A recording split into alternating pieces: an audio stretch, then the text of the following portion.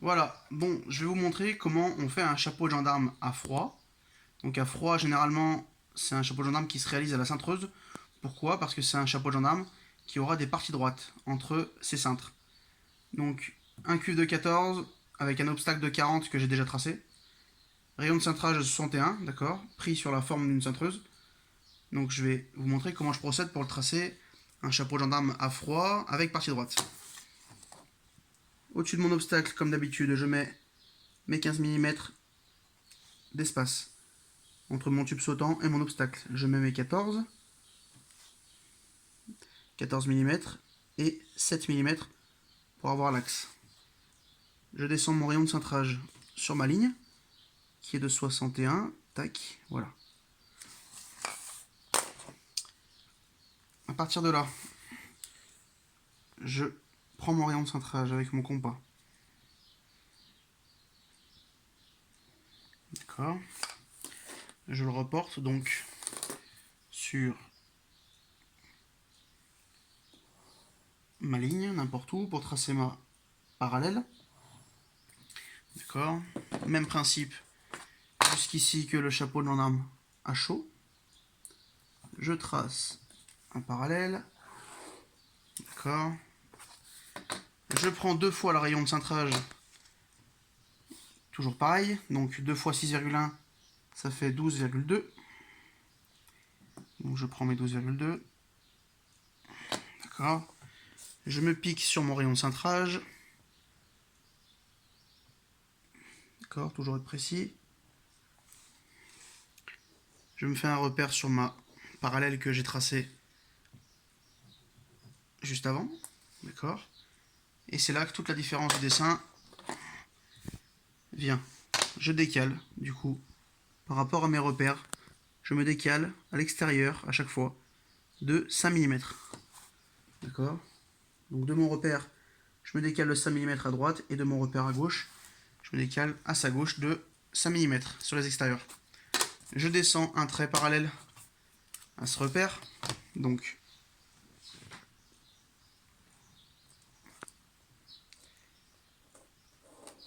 comme ceci, un repère assez long, un trait perpendiculaire assez long, pareil de l'autre côté.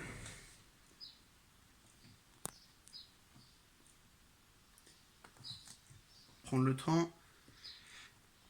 Quand on fait un trait perpendiculaire, du coup, comme vous le savez, il faut toujours prendre sur la partie la plus longue possible de l'équerre afin d'être le plus précis possible. Je descends un trait assez long. Une fois que j'ai fait ceci, du coup, qu'est-ce qu'on va faire? On va chercher à faire une tangente, d'accord? Donc, je prends mon compas sur mon rayon de cintrage, toujours. Je viens trouver mon axe. D'accord? Je trace mon axe. Pas besoin d'aller trop loin. Je me pique sur mon rayon de cintrage partie haute, à gauche. Je trace mon axe, encore une fois. Et donc là, je vais répéter la même action de deux côtés. Donc là, je vais venir chercher une tangente de mes deux traits que j'ai fait, de mes traits d'axe. Du coup, j'ai cherché une tangente. Cette tangente, attention à la règle. Certains des fois se trompent. Il faut bien qu'elle aille de la gauche, du trait d'axe gauche, au trait d'axe du centre, d'accord?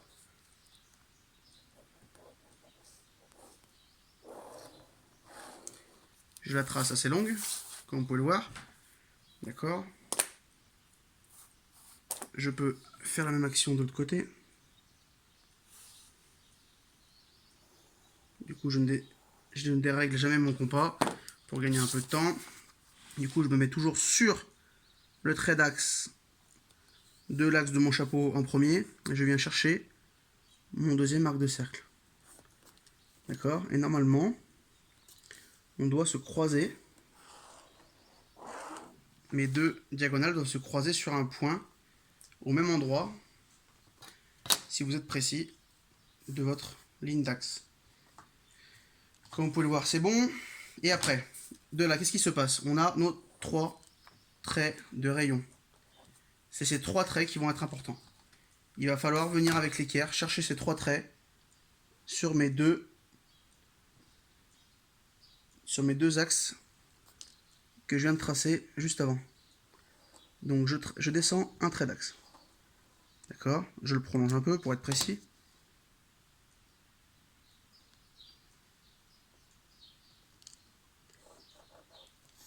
Ce trait d'axe va venir arrêter la courbe, le cintre de mon chapeau. Je viens tracer un trait d'équerre qui vient chercher mon rayon d'en haut également. D'accord, je le prolonge également. Ok. Donc là, je suis bien d'équerre ici et d'équerre toujours à mon trait. Je fais la même chose de l'autre côté de mon dessin.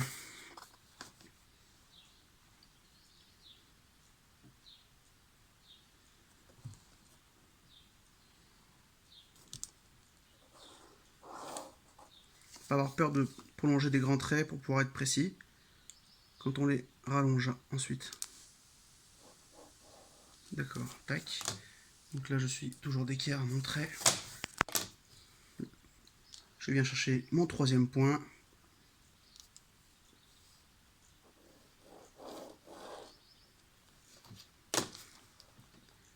Je le prolonge.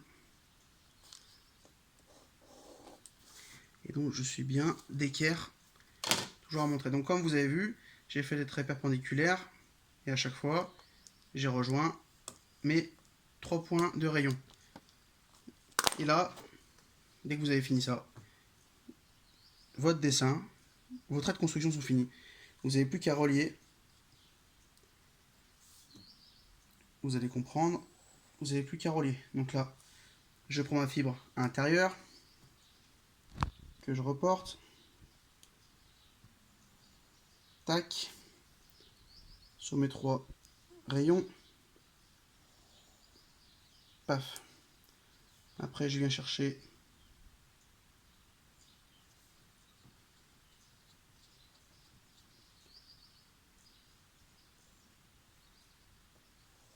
ma fibre extérieure.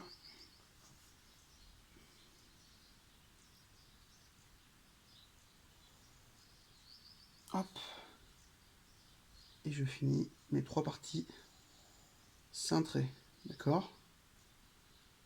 Et ensuite, pour finir mon chapeau, j'ai plus qu'à relier entre mes 2 parties cintrées pour pouvoir obtenir ma partie droite.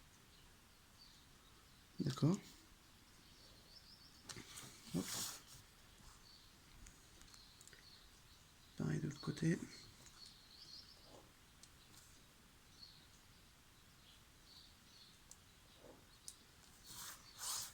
Et voilà, le chapeau gendarme qui est fini. Donc là, pour vous montrer, je prolonge mes tubes de mon chapeau de gendarme. J'espère que vous allez bien voir dans la vidéo qu'il est fini et que vous avez pu comprendre et que vous pourrez le réaliser chez vous. Le chapeau de gendarme à froid, donc avec des parties droites, qui est la seule différence que vous avez avec un chapeau de gendarme à chaud. Voilà. Donc le chapeau de gendarme à froid, vous pouvez maintenant le faire chez vous.